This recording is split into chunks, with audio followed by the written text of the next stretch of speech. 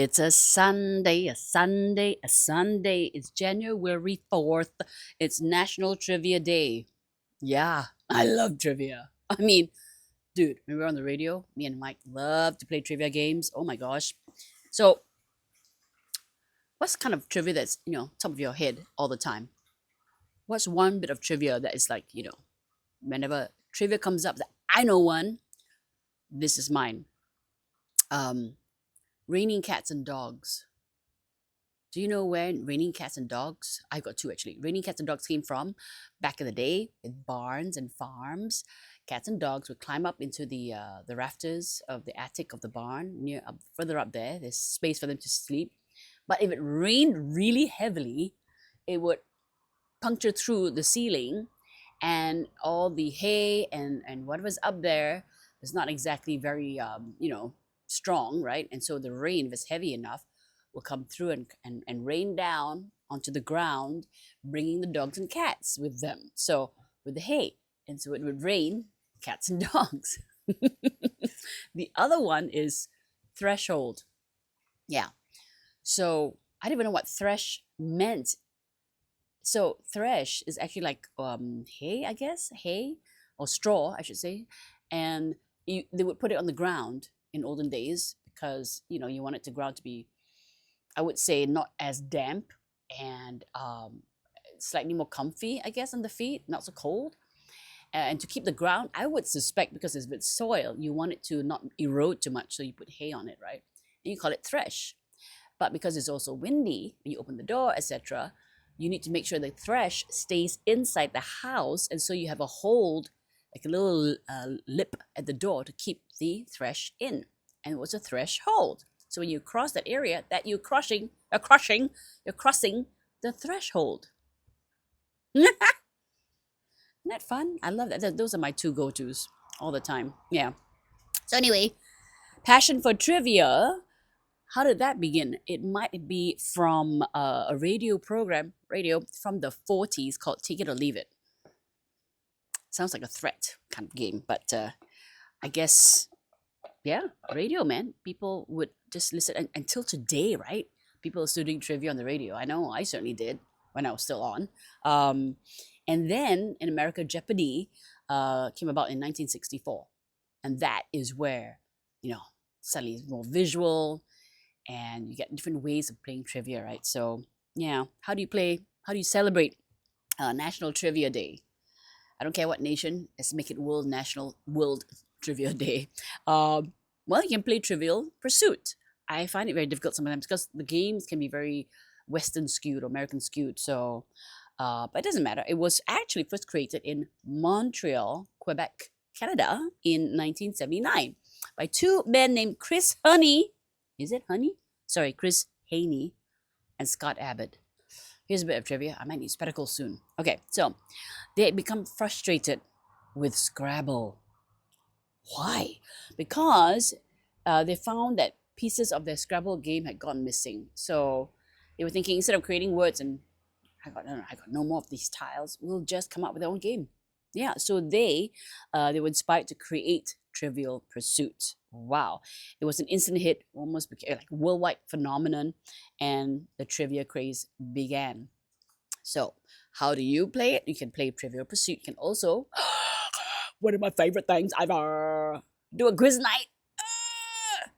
Pub quiz nights are fun. I remember me and the Hubs went to Bali, and we came across a pub, like an English or Irish pub in Bali, and they happened to have a quiz night. Sat down, we played for fun. The two of us, and joined another table. I think we won. In fact, did we join another table? I think it was just the two of us. We are clever. I'll take the credit. Who's gonna know? Anyway, then you can also spread trivia by learning some. And I've got some for you to take with you. Okay, so here's some trivia for you. Check this out. In the Victorian era, how do you say era, special teacups were produced to protect the mustache of men from being inadvertently dipped in tea. Okay, wait. Hang on. So I had to look it up. I'm like, what are these special teacups used by Victorian men? So they actually made mustache cups. If you ever find a cup, an old Victorian ceramic cup with a semicircle lip or a ledge just on the inside of the cup with a small opening in the middle, that is a Victorian mustache cup. That's right, to prevent the mustaches, which are waxed and styled after hours, right? To prevent it from being de-waxed, keeping it dry, and the wax can melt, so it would even protect it from the heat. And so this was, yeah, a 19th century grooming trend, and the teacup, helped it protect the mustache. And now you know. And now I know. English potter Harvey Adams, 1850s and 60s. That is where the cups were made. So if you find that, okay, Harvey Adams. I don't know what his logo looks like, but if you find it, you could be rich, I tell you, at least $1 richer, if you're lucky. All right, so that's one bit of trivia. Here's another one. Hallmark now produces cards for those who have been made redundant, which I find to be a little ironic, even if it's is it irony? Because cards are not as popular anymore. People do send digital cards a lot more than actual mailing cards. So the fact that they have made cards for people who have been let go of their jobs and made redundant is rather interesting. Okay, how about this? On Venus, it snows metal. Dude, we're made of steel. Women are like from Venus, and we're like made from steel. We're like made from metal. We're strong, like that, and we're like magnetic. So yeah, that's an easy one to remember, right? On Venus, it snows metal. Which planet snows diamonds? How can I forget that one? Oh my god. Okay, you go and find out. How about this one? Cuba is the only Caribbean island with a railway. Yeah, that's interesting. I wonder how up to date that is, but seems to be. Well, I mean, usually islands, right? But then Cuba technically isn't. No, a Caribbean island. I was about to say, we're an island. We have trains and railways a lot. We keep digging. No, the Caribbean island with a railway. Okay. How about this? This is how big Texas is. The entire population of the Earth, which is like billions, yeah, it could fit into Texas. How big is Texas? And they say that the maps are not accurate, right? Because they just want to fit it in a globe. But if you really, really did a proper map, you would see that America's huge. And last but not least, how about this one? Jacuzzi.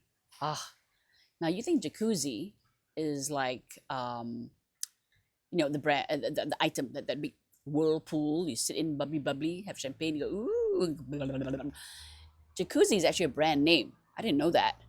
And the company doesn't just make jacuzzis, they also make toilets and mattresses. Yeah. So come to my jacuzzi. You might be saying, come to my bed. Or my toilet. That's very much like Velcro. So Velcro has become like the de facto name for that, the thing that fastens, right? It's actually hook and loop. The item is hook and loop. Velcro is the brand name. And they would gently prefer if you called the item hook and loop. Hook and loop, not just Velcro. Or at least remember that their name is Velcro, the brand name. So yeah, now they got so many. Anyway, and now you know.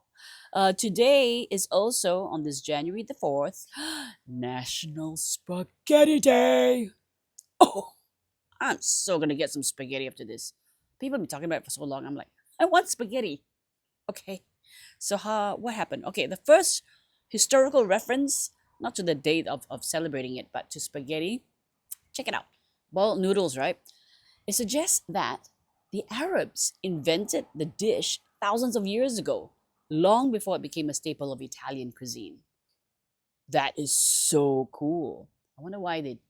I don't. There must be a dish that came and continued to be, right? I can't think of it right now.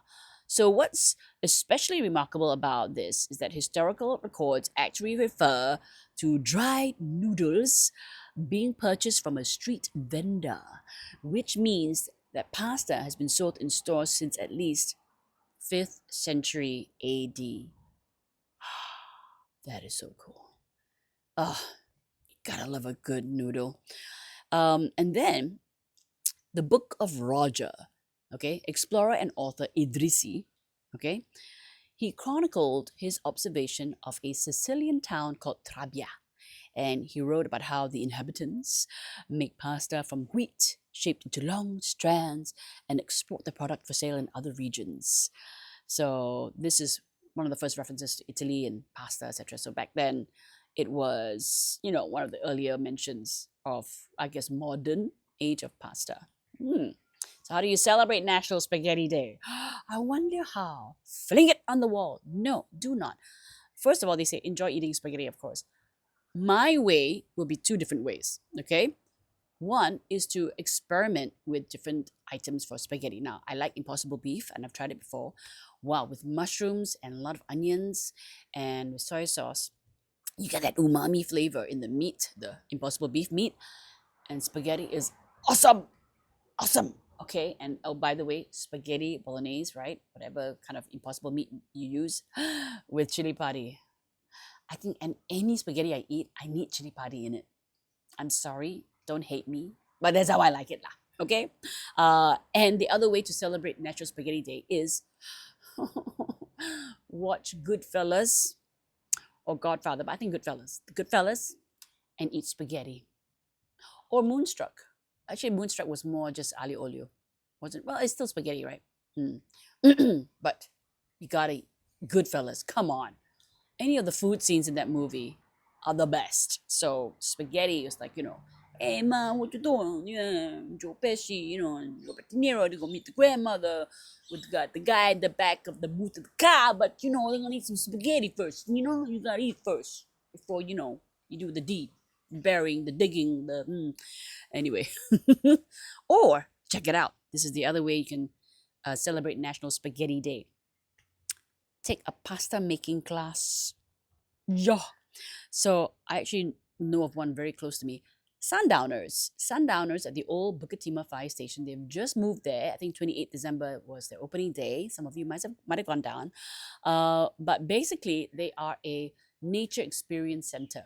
Okay, so they can give you like a tour of like a farm tour, help you also do events there. The space is very nice, and they also have pasta making workshops.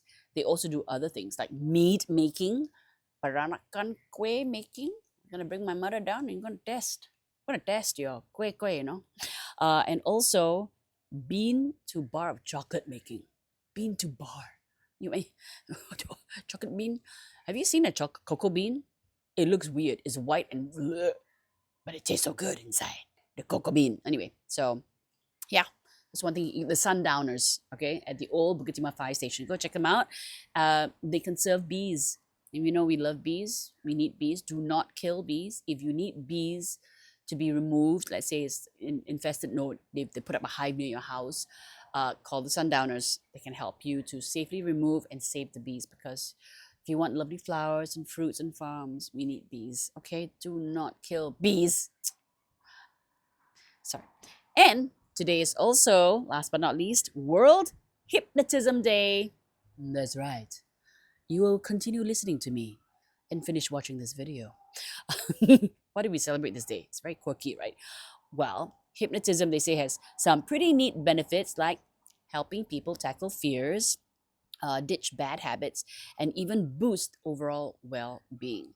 You might even just say that meditation could be a form of hypnotism, because it's really about mind over matter, I guess. So the day was kickstarted in 2004. A group of professionals, including the renowned board-certified hypnotist Tom Nikuli. So they aim to debunk and demystify hypnotism and to promote its real advantage. So stop thinking of it as like, a party trick or a stage trick or whatever. So the main goal of World Hypnotism Day is to correct misunderstandings about hypnotism. Although I must say some of the Little Britain skits were very cute. And you're under, and you're under. Uh, and also, I guess, introduce people to its therapeutic potential. It's therapeutic. It's not like they're going to steal your money and then make make your husband jump up and down. Weird, So why not celebrate World Hypnotism Day today by experiencing hypnotherapy? Why not? If you're trying to quit smoking or trying to go on a diet or something, I don't know. You can book a session with a certified hypnotherapist. I have not looked up any, but I'm sure you can find. It's a unique way to relax, might even help you tackle some personal challenges. So, good way to start the year, perhaps. Get hypnotized. Plus, I guess it's a first-hand experience of the benefits, right? So, why not? Yeah. So there you go. It is January 4th.